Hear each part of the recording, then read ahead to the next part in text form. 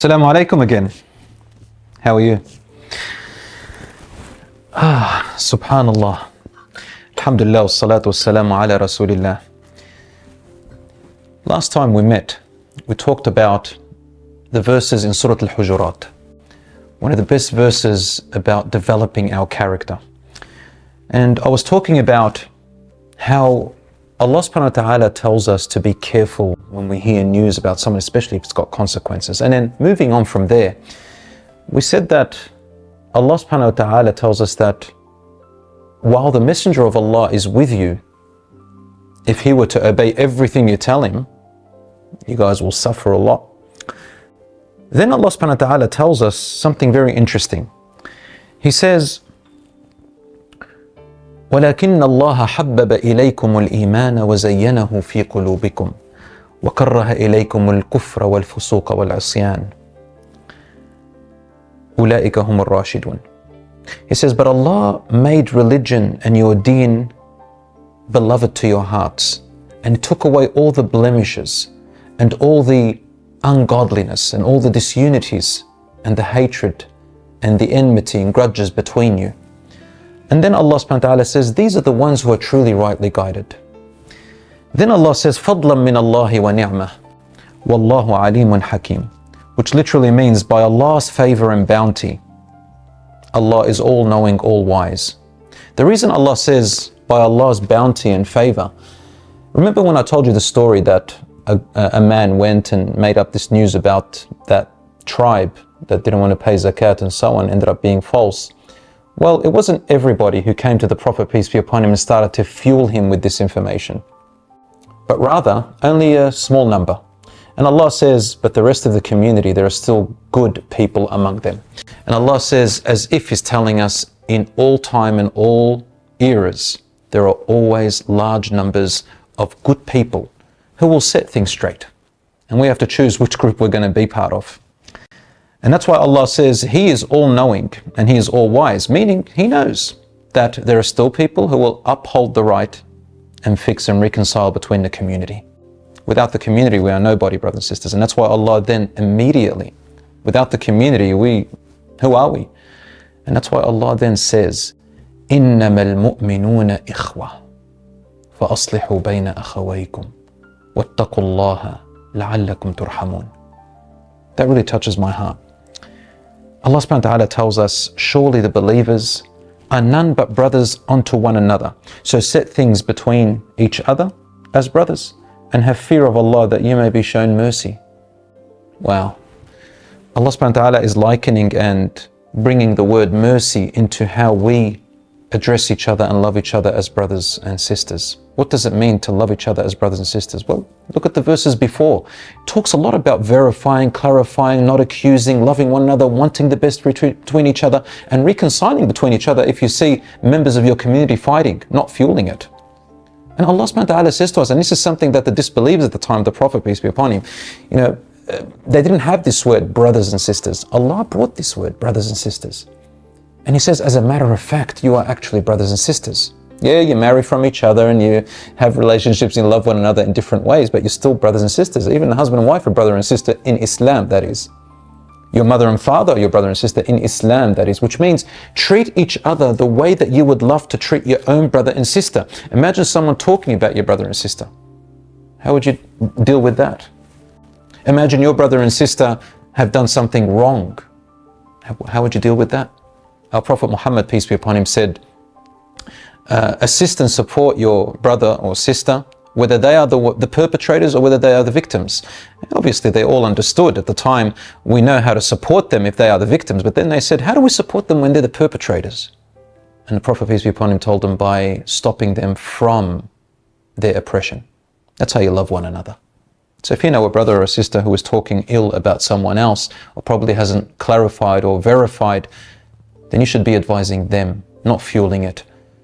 We are not cults or gangs in Islam. We are not thugs off the street. No, we don't hold on to that. Our deen and our brotherhood and sisterhood is what holds us together. And at the end of the day, we all love Allah. As Allah says, hold ye all onto the rope of Allah subhanahu wa ta'ala. I want to share a few hadiths from the Prophet ﷺ that really tie all of this together. I'll give you one example. This hadith is in Musnad Ahmad. Jarir ibn Abdullah, he said, the Prophet, peace be upon him, took a pledge from me. And then he advised me of three things. He said that I will establish the prayer, that I will continue to pay zakat, and that I will remain a well-wisher of every Muslim. That last part is the hard part for a lot of people. To remain a well-wisher for all my brothers and sisters. What does that mean? It means that no matter what I've seen in them, I only want the best for them. Their reputation, their blood, their honor, their property. Even if they are astray, even if they are obnoxious and bad character and rude, even if they say the wrong thing, what do? I go and I try to advise them. And again, there are some people who really want the best for religion, and sometimes they get a little bit heated when they hear somebody saying the wrong thing about Islam or misinterpreting a verse, and that's fine. I mean, it's not fine to misinterpret the verse, but we do understand that people make mistakes. The companions made mistakes. And what we should be doing is going and correcting them and helping them to be on the right path with a smile and with love. This is how we, inshallah, hold together and save the religion, or save people from misunderstanding their religion. Another hadith of the Prophet, peace be upon him, where he said, the life, property and honor of every Muslim is forbidden to every other Muslim. In another hadith, the Prophet, peace be upon him, tells us, a believer's relation to the community of the believers is just like the head's relationship with the body. He feels their afflictions as the head feels the pain of every part of the body. Wow. If we were to be like that, imagine the power, imagine the strength, imagine the love, imagine the community, imagine where we'll be. This is what Allah subhanahu wa ta'ala wants from us. And finally, a beautiful hadith that I loved is, the believers are with one another like the bricks of a wall, so that each is strengthened by the other. The hadith is in Bukhari. You cannot have a building standing without each brick supporting the other. You and I supporting each other, right or wrong. We support each other by either correcting each other, stopping each other from oppression, or supporting each other if we're the victims. You know, brothers and sisters, there is a great scholar, and I always love to refer to him, Ibn Taymiyyah, and he talks about this. He says, some people love to jump to call their brothers and sisters as innovators and so on and so forth. And he says, we have known that in the predecessors, the past great men and women, they sometimes misinterpreted a verse, sometimes they misinterpreted a hadith, sometimes they took a verse and based on what they read or what information they received, they went with it. He said, we don't go jumping on them. He says, everybody knows that I always sit with the people and clarify for them and help them. And then if they fix their way and they learn, then they're our brothers and sisters and they're calling to the proper way. Brothers and sisters, part of being brothers and sisters in Islam, إِنَّمَا الْمُؤْمِنُونَ إِخْوَةً, part of being brothers and sisters in Islam means that you wish for your brother or your sister to be right and that you were wrong. And that's not a lot of people can do that, especially when you have an audience, especially on social media. If everybody's listening, or everybody's reading, everybody's commenting, the shaitan comes to me and says, you don't want to look like you lost. And so he starts to fuel my ego, starts to fuel my emotions, and I start to think I'm not going to lose this battle. And that's why advising one another in public is really bad. It becomes more of a debate. Me, I want to win at any cost. That is not a true believer. No matter how many prayers I pray, no matter how many months I fast, no matter how many umrahs or hajj I go to, that's the ultimate thing. And I do remember one thing between the Sahabas, the companions, that always hits my heart. I remember one time an authentic hadith about Abu Bakr radiallahu anhu and Umar radiallahu anhu. They've got a bit different characteristics, right? Umar radiallahu anhu is a little bit more, we can say it in modern terms, he wore his heart on his sleeves, and Abu Bakr radiallahu anhu was a bit more softer and he was a bit more compassionate. They had a little bit of a quarrel, a friendly quarrel about something, and Abu Bakr radiallahu anhu said something which he regretted. So he went to the Prophet, peace be upon him, crying. He said, I said this to Umar. And Umar replied something to Abu Bakr as well that time. And Umar raced to the Prophet ﷺ really wanting the best for his friend Abu Bakr radiallahu anhu. He was afraid that the Prophet sallallahu alaihi wasallam would say something, that's hurtful or not nice to his brother Abu Bakr. And when he got there, Umar radiallahu anhu said to the Prophet, peace be upon him, he said, Ya Rasulullah, please, it's not Abu Bakr's fault, it's my fault. I provoked him. I'm the one that made him do that. And he sat on his knees and said, forgive him. Subhanallah.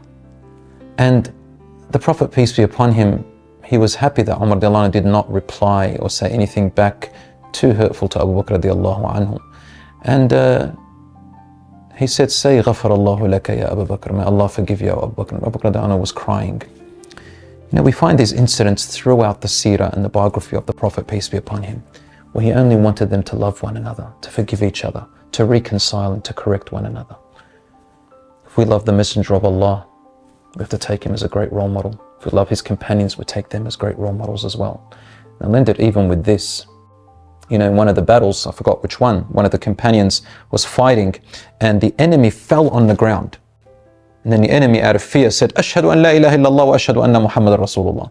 He converted right there and then. And yet the companion still killed him in the battle. When the news came to the Prophet, peace be upon him, the Prophet, peace be upon him, was displeased with that. In fact, he was very angry. And he said, Ya Rasulullah, it's very clear he was afraid. He just said it out of fear. He could have gotten up and, in other words, he could have gotten up and still stabbed me if I had let my guards down. But the Prophet, peace be upon him, continued to say to him, Ashaqaqta an qalbih? Did you open up his chest and look inside to see his intention? Wow. Till the man regretted what he had done.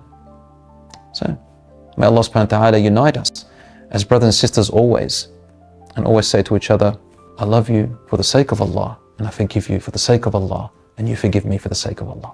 Wassalamu alaikum wa rahmatullahi wa barakatuh.